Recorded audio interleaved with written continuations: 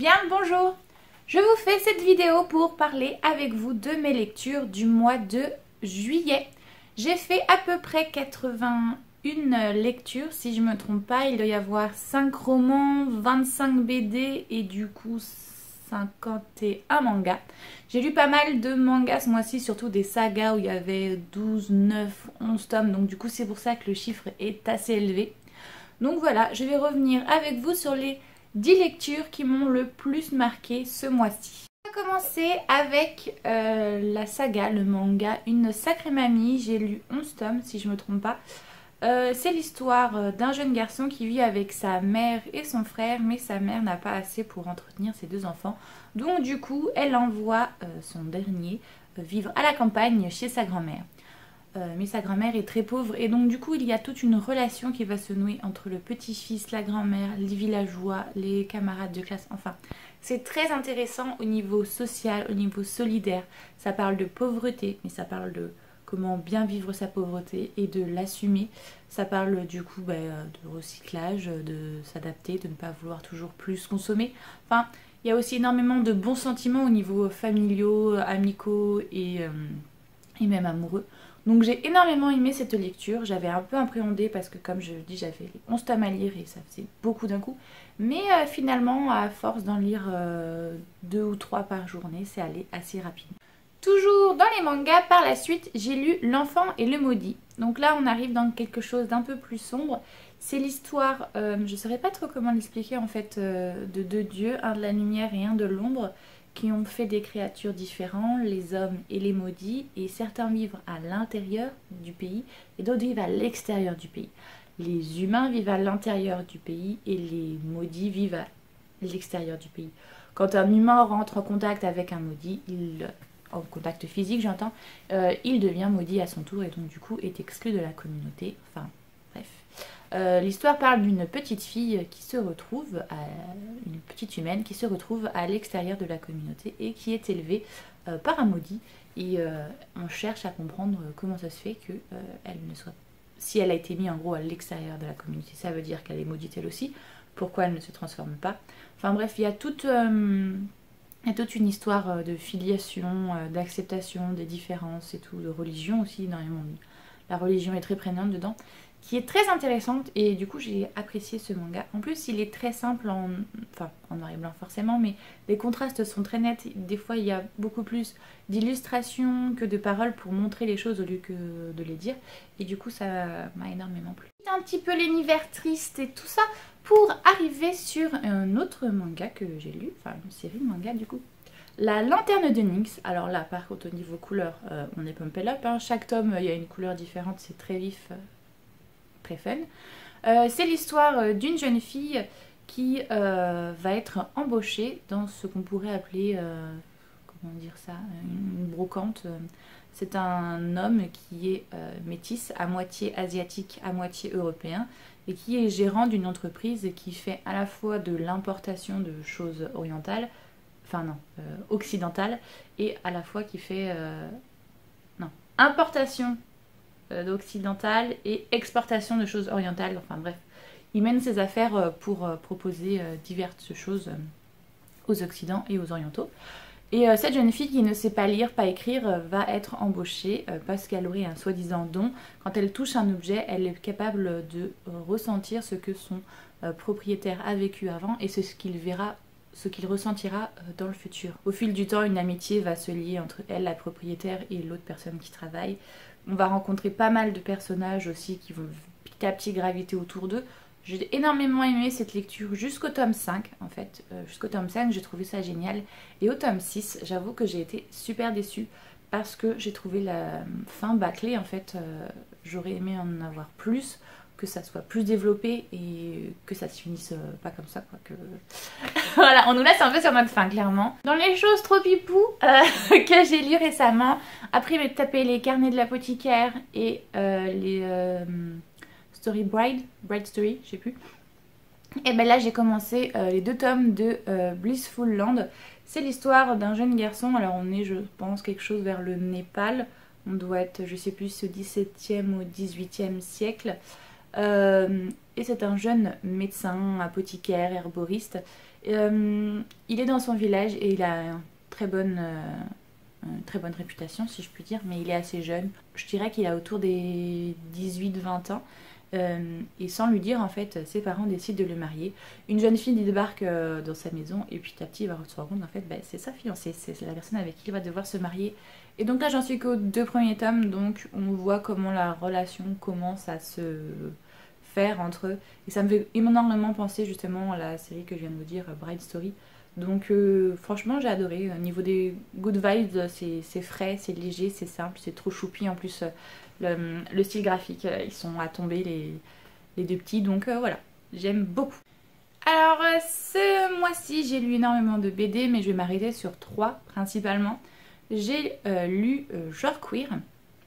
C'est l'histoire d'une jeune femme qui ne se reconnaît pas forcément en tant que femme, qui a du mal à supporter le fait d'avoir des règles, qu'on veut qu'elle ait les cheveux longs, qu'elle porte des robes. Enfin voilà, ça parle surtout de genre, d'identité, d'orientation aussi un peu sexuelle. Enfin ça parle d'énormément de choses, de la société patriarcale dans laquelle on vit.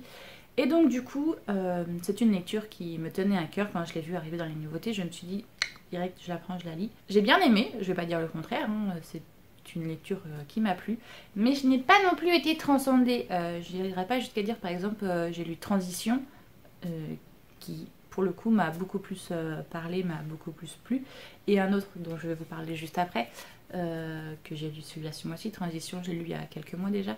Et donc du coup c'était bien, mais j'ai pas été transcendée. Voilà.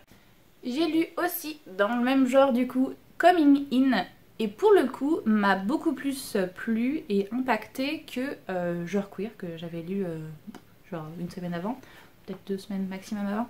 Coming In, c'est l'histoire d'une jeune femme qui se rend bien compte qu'elle a des sentiments pour une fille, mais elle se dit c'est juste cette fille là, je ne suis pas homosexuelle, je ne suis pas lesbienne. Et on voit tout son parcours aussi. Du coup elle va fréquenter d'autres hommes, elle va avoir une vie classique normale. Mais du coup on va voir son parcours pour accepter son homosexualité. Parce que on parle beaucoup de coming out, de dire aux autres le fait qu'on soit homosexuel, bisexuel, trans ou tout ce qu'on veut, non-binaire, asexué. Mais on n'a pas beaucoup le discours de déjà, avant de le dire aux autres, comment l'accepter soi, comment l'incorporer dans sa propre identité. Et donc du coup j'ai beaucoup apprécié cette lecture parce qu'on a le témoignage d'une personne qui justement a mis, je sais plus exactement, mais genre près de 30 ans à s'accepter elle-même et à se dire non, je suis homosexuelle, je suis lesbienne, ce n'était pas juste cette fille-là, c'est mon orientation sexuelle et puis c'est tout. Et donc du coup, eh bien, ça m'a énormément plu. Voilà, clairement. J'ai le premier tome juste ici, comme vous pouvez voir. Donc quand j'ai vu que le tome 2 sortait en juillet, je n'ai pas pu résister de le prendre. L'Or Olympus, tome 2. C'est l'histoire d'une jeune femme, Perséphone, Corée, déesse du printemps, qui va devoir aller, après moult péripéties, faire un stage chez Hadès, roi des enfers. Donc il y a une relation qui se crée entre les deux, en sachant qu'elle est censée devenir une déesse, comment on appelle ça là, les 3 déesses vierges pour l'éternité, je sais plus le nom, bref, avec Hestia et Artémis si je me trompe pas, et Athéna, voilà. Donc du coup elle est censée devenir une déesse de la virginité, mais évidemment une relation se crée entre les deux. Mais on est encore aux prémices, on va dire. On est encore très loin de la romance telle qu'on la connaît.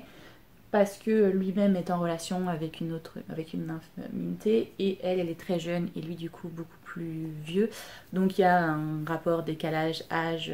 Lui il est aux enfers, elle c'est une déesse des mortels. Donc enfin bref, il y a toute une histoire qui se crée en eux. Chacun en plus a ses propres problèmes, ses traumatismes. Lui avec son père Chronos qui était pas sympa. Elle va subir des agressions. Donc pareil, franchement, c'est sur Webtoon, je la suis déjà sur Webtoon et j'étais trop contente de découvrir qu'elle sortait en BD. J'avais direct acheté le tome 1 et je l'avais lu d'une traite. Là, le tome 2, pareil, qu'une hâte, le tome 3, il est déjà sorti apparemment, ou il va sortir très prochainement en anglais, très pressée de la voir. Et pour voir aussi si la BD va vite rattraper le Webtoon, si elle va arrêter de le faire sur Webtoon ou si elle va ralentir la publication des BD pour avoir le temps de pouvoir produire du contenu sur Webtoon. Enfin bref, j'en suis très contente. Je vais m'attaquer désormais au roman. Donc ce mois-ci, j'ai lu La cour des ouragans de Victor Dixon, le tome 3 de Vampiria. C'est l'histoire d'une jeune femme qui vit sous le joug des vampires. Louis XIV, en 1715, si je ne me trompe pas, au lieu de mourir, a été transformé en vampire. Et donc du coup, au bout de 300 ans, nous sommes toujours sous le régime de la royauté et nous sommes sous la tyrannie des vampires. Cette jeune femme, du coup, est une femme du peuple qui doit donner son sang tous les mois pour, un peu comme la dîme, mais maintenant, je sais plus c'est quoi le nom, c'est l'impôt, en gros le sang, jusqu'à ce qu'elle découvre que sa famille font partie des frondeurs qui veulent renverser le régime. Du coup, elle va devenir une personne de la noblesse, elle va aller à Versailles pour pour venger ses parents et sa famille qui se sont fait tuer parce que ce sont des frondeurs, ce sont des rebelles. Et donc du coup, il y a toute une histoire autour de ça. Elle va rencontrer évidemment de multiples personnages. Là, ce que je vous ai fait, c'est le résumé en gros du tome 1. Là, on est arrivé au tome 3. Dans le premier tome, on est à la cour de Versailles, la cour des ténèbres. Dans le deuxième tome, on est à la cour des miracles. Je ne sais pas si vous avez la référence, mais c'est une cour de Saltimbanque à Paris. Et là, on est à la cour des ouragans. Donc là, du coup, on s'en va vers les Antilles françaises. Franchement, j'adore toujours autant. Je ne sais pas quoi dire, mais Victor Dixon a ce don de me happer dans ses histoires, d'avoir des personnages forts, que ce soit le personnage principal ou les personnages secondaires. Les descriptions, enfin, les péripéties, tout est très bien fait, très bien calculé. Et il n'en démord pas, je n'en démords pas, c'est un de mes auteurs français préférés. Il n'y a aucune lecture que j'ai faite de lui pour le moment qui m'a déçue, bien au contraire, à chaque fois, c'est des coups de cœur. C'est fatigant, Victor Dixon fait un peu de la merde, redescend parmi le commun des mortels. Je suis très pressée du coup d'acheter le 4 pour voir la suite. Alors, j'ai lu aussi Les élus de Véronica Ross, que je vais vous mettre ici. C'est l'histoire de 5 jeunes personnes qui ont des capacités magiques, on va dire ça comme ça. Ce sont les élus d'une prophétie qui explique que c'est eux en gros qui vont sauver le monde parce qu'il y a un... On est à Chicago et il y a la magie qui a été révélée au monde. Et il y a une espèce de psychopathe tueur en série qui sévit. Et donc en gros ces 5 élus permettront de détruire ce serial killer qui s'appelle l'Obscur. On arrive 10 ans plus tard, ils ont vaincu cet Obscur et du coup on arrive à l'anniversaire. On voit du coup les failles de chaque élu, parce que là ils ne sont plus présentés comme des héros mais un peu comme des survivants justement. Ils ont fait ok, on a sauvé le monde mais nous à côté de ça on est détruits. En gros c'est ça l'histoire. Et il va y avoir un switch en fait, il va t'envoyer dans un monde parallèle où pour le coup l'Obscur lui n'est toujours pas tué. Donc ça veut dire devoir recommencer et il y a énormément de choses qui vont se passer, de péripéties, enfin bref. C'est une histoire qui m'a à la fois plu, mais à la fois je l'aurais pas lu, ça aurait pas été un gros drame je pense, parce que c'est une bonne histoire, mais on va dire que je n'ai pas été transcendée, hein, à la star d'un Vampiria où là c'était hyper cool, j'étais dans le truc à fond. Les élus c'était cool, mais voilà, sans plus, bonne lecture. Ensuite, je ne vous la verrai pas parce qu'elle est là-haut, mais je suis une fan du roman graphique, de la série maintenant qui est sortie. Et il y a aussi du coup des petits romans qui sont sortis sur Heartstopper, l'histoire entre Nick et Charlie. Du coup j'ai acheté les 2 petits romans cet hiver et Nick et Charlie, je crois que ça s'appelle, ou Charlie et Nick, je sais plus. Donc celui-là il est rouge, l'autre il est jaune. J'avais prévu de lire les 2 pour le mois d'août mais j'ai pas pu résister quand je l'ai reçu direct, celui-ci je l'ai commencé.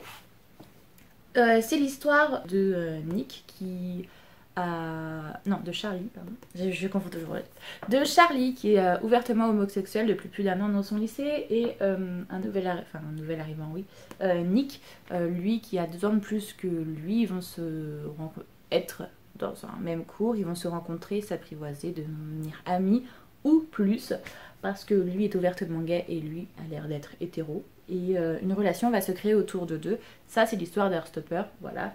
Mais il y a des petites petit sous-texte, par exemple, à un moment, comment il s'appelle, Charlie a des problèmes, des troubles du comportement, enfin, des troubles alimentaires, pardon, ce qui s'apparenterait à de l'anorexie. Et donc, il y a tout un hiver où ça se passe pas très bien, mais c'est vite, comment dire, c'est vite passé, on va dire, dans le roman graphique. Et donc là, dans celui-là, on revient un petit peu plus en détail. J'ai bien apprécié parce qu'on met en avant, certes, la relation qu'il a avec donc Charlie avec Nick, mais on met aussi en avant la famille, le fait de réussir à s'adapter à une personne qui a des troubles mentaux, comment réussir à être présent mais sans être trop lourd, enfin voilà. Donc c'est intéressant. Le souci pour moi, c'est que c'était beaucoup trop court en fait. Je vais vous le montrer, mais voilà. Ok, ça a coûté 9,90, non 11 euros. Mais l'histoire fait ça. Et tout ça, après, ce sont des extraits. Extrait de l'autre, là, Nick et Charlie, le jaune que j'ai acheté. Extrait de Loveless, l'autre roman de la même auteure qui, du coup, parle plus d'une autre fille, je crois, Georgia. Du coup, j'étais hyper déçue de me dire ah, tu t'es fait huiler, en fait, T'as 2 tiers du bouquin, c'est sur l'histoire que t'as acheté, mais 1 tiers du bouquin, c'est sur d'autres histoires. Donc du coup, voilà, une petite déception par rapport à ça. Pas par rapport au contenu, le contenu était très bien, même si on en veut toujours plus, évidemment. Et je sais que je suis arrivée à 10, mais je vais vous rajouter un petit bonus. J'ai écouté en audio-livre les chroniques de Bridgerton sur Colin et sur Benedict. J'ai eu énormément de mal, en fait, la série a fait une vibe énorme, et donc du coup je m'étais dit non, tout le monde est à fond, je sens que tu vas être déçu. Finalement j'ai craqué, j'ai regardé la série, j'ai regardé la saison 1 puis la saison 2. Sur la saison 1 c'est sur Daphné. En fait les Bridgerton, si vous ne connaissez pas, ce qui est un peu improbable vu le phénomène que c'est, ce sont l'histoire, c'est d'une famille, les Bridgerton, avec une mère, et elle a 7 ou 8 enfants, je sais plus, qui sont en gros de l'aîné au plus jeune par ordre alphabétique. Le plus grand s'appelle Anthony, après c'est Bénédicte, Colin, Daphné, Héloïse, Francesca, Grégory et Hyacinthe, si je me trompe pas. Donc voilà, et chaque tome en gros est sur un personnage. Le premier c'est Daphné, l'aînée des filles qui rentre, qui fait sa première saison en tant que débutante et qui doit se trouver un mari. Le deuxième tome c'est Anthony, du coup l'aîné des garçons, qui se rend compte que sa sœur a réussi à se marier, que lui n'est toujours pas marié, mais lui ne veut pas un mariage d'amour comme sa sœur le souhaite, lui il veut un mariage, voilà, de convenance, de devoir. Après, on arrive du coup à Bénédicte, que j'ai lu, qui lui veut un véritable mariage d'amour, il veut un coup de foudre, il veut de la passion, c'est l'artiste de la famille, c'est le peintre, enfin bref, il veut quelque chose de fusionnel. Donc là, j'ai été un peu plus chagrinée par contre, parce que c'est clairement l'histoire de Cendrillon. Il rencontre une magnifique jeune femme à un bal, elle s'en va à minuit, et il la revoit 2 ans plus tard, mais sans la reconnaître, parce que c'est une domestique. Enfin bref, je vous laisserai lire l'histoire, mais c'est clairement l'histoire de Cendrillon, hein. Donc voilà, j'ai été un petit peu déçue par l'histoire de Bénédicte. En revanche, l'histoire de Colin, qui du coup se fera avec Pénélope, on est très content. J'ai été très contente de voir une relation qui ne se base pas sur le physique, même si un petit peu quand même, mais c'est une relation qui prend le temps, c'est pas un coup de foudre. Ils vont mettre des années à s'apprivoiser l'un l'autre, à se rendre compte que l'image qui s'était fait l'un de l'autre est très différent. Lui se rend compte qu'en fait c'est la femme idéale, elle se rend compte à l'inverse qu'elle a été idéalisée pendant des années. Le seul petit bémol que je mettrais, c'est que Pénélope, pardon, est une des seules femmes pour le moment, parce que j'en suis pas rendue loin, qui a réussi par elle-même. C'est comme ça qu'on nous la présente, c'est une femme qui a réussi à faire quelque chose dans un milieu très masculin, dans une société très patriarcale, pardon, et on était très contents de voir enfin un personnage féminin qui s'est débrouillé par elle-même et qui a réussi à avoir du succès par elle-même. Et je suis très très déçue parce que vers, on va dire, les 3/4, on se rend compte que, en fait, non.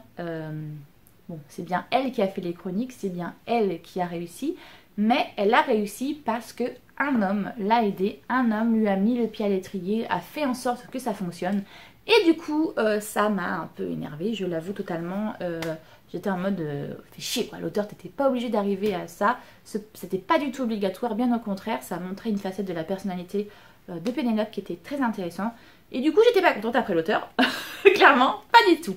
Par contre, la relation qui se noue entre Colin et Pénélope, choupi as fuck, ça manque un tout petit peu de communication, mais sinon il n'y a pas de drama, donc c'est pas drôle dans une romance. Et voilà, je vous ai fait mon bilan du mois de juillet. J'espère que cette vidéo vous a plu. Si vous aussi vous avez lu certaines des choses que je vous ai parlé dans cette vidéo, vous pouvez en parler en commentaire. Si vous avez aimé cette vidéo, je vous invite à liker, à partager. Et moi je vous fais tout plein de gros bisous.